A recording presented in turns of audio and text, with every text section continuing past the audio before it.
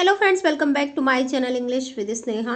तो गाइज, आज की स्टोरी है the fox and the dishonest woodcutter. यानी फॉक्स होता है लोमड़ी, एंड मीन्स और, डिसऑनेस्ट मतलब बेईमान, वुड कटर यानी लकड़हारा जो लकड़ी काटता है।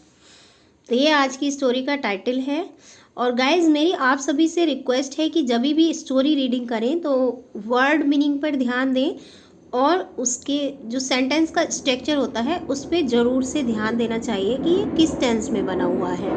और स्टोरी में बीच बीच में कई कनेक्टर भी यूज़ होते हैं जिनको हमें ध्यान देना चाहिए, और वो कनेक्टर्स बाकियों को जोड़ने का काम करते हैं। तो जब भी हम इंग्लिश स्पीकिंग करते हैं या इंग्लिश में बात करते हैं तो कनेक्टर्स बड़े ही यूज़फुल होते हैं। तो चलिए स्टोरी स्टार्ट कर लेते हैं। Once it so happened that a fox was being chased by a group of hunters.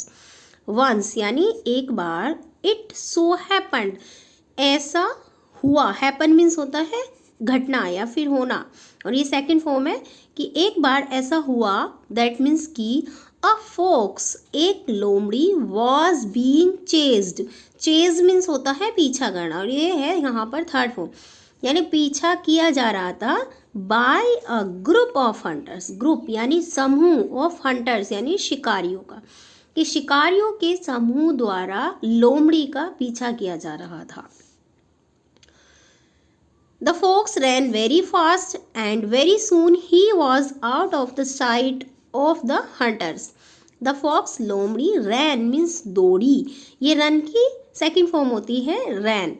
Very fast, fast means तेज, कि लोमड़ी बहुत तेज दौड़ी। ये जो सेंटेंस है ये पास्ट इंडेफिनिट टेंस है क्योंकि इसमें वर्ब की सेकंड फॉर्म यूज हुई है कि बहुत तेज दौड़ी, एंड मीन्स और, वेरी सून यानी बहुत जल्दी, सून मीन्स होता है जल्दी।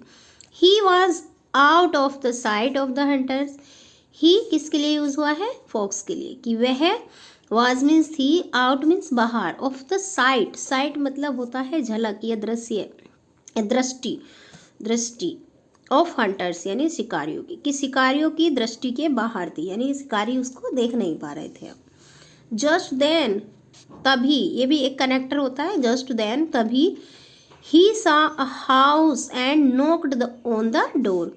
ही मीन्स उसने, सा मीन्स देखा, ये सी की सेकेंड फॉर्म होती है सा, उसने देखा, अ हाउस एक घर, एंड मीन्स और, नॉक्ड मतलब खटखटाया, ये नॉक की second form third form knocked होती है।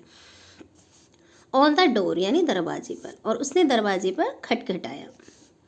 It was a would cutters house. It means ये है, वॉज मीन्स था, अ वुड कटर्स लकड़हारे का, वुड कटर्स है, अपोस्ट्रोफी एस यूज हुआ है, पोजेशन दिखा रहा है कि लकड़हारे का घर, कि यह लकड़हारे का घर था।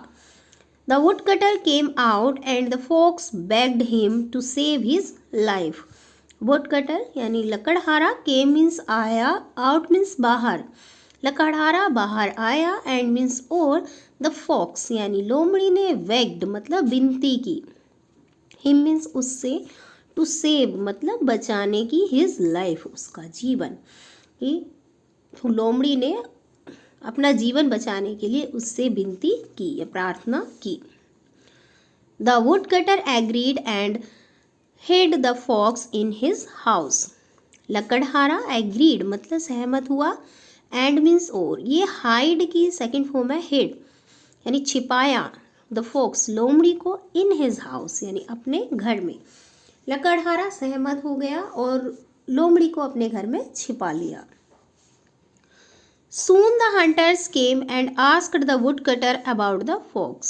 Soon यानी जल्दी ही, the hunters यानी शिकारी, came means आए, and means और, asked means पूछा, the woodcutter लकड़हारे से, about the fox यानी लोमड़ी के बारे में।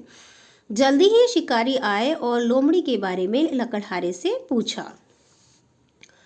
Although the woodcutter didn't say anything with his mouth, he made gesture to tell them that the fox was hidden inside.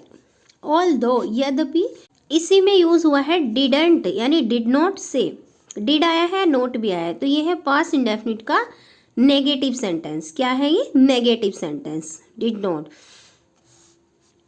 यद्यपि लकड़हारे ने, से मीन्स कहना, कुछ नहीं कहा,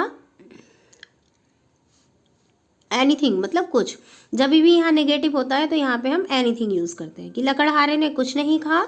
विद हिज माउथ, अपने मुंह से, he made gestures, he means उसने, मेड मीन्स बनाए, जेस्चर्स होता है इशारे, उसने इशारे किए। टू टेल मतलब बताने के लिए, दैम मीन्स उनको, दैट मीन्स कि the fox was hidden inside, कि लोमड़ी वॉज हिडन मतलब छुपी हुई है, इनसाइड मीन्स अंदर, कि उसने इशारे में कहा कि लोमड़ी अंदर छिपी हुई है।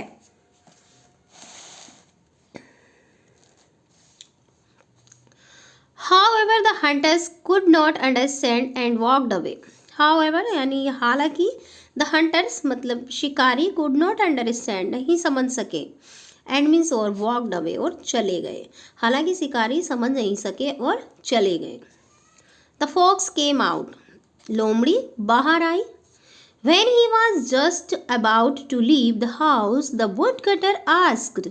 When means जब, he was just about to leave मतलब वह जस्ट मतलब तभी, अबाउट टू लीव मतलब जैसे ही लोमड़ी, जब लोमड़ी जाने ही वाली थी, he was just about to leave यानी जब लोमड़ी घर से जाने ही वाली थी। द वुड कटर आस्क्ड, लकड़हारे ने पूछा।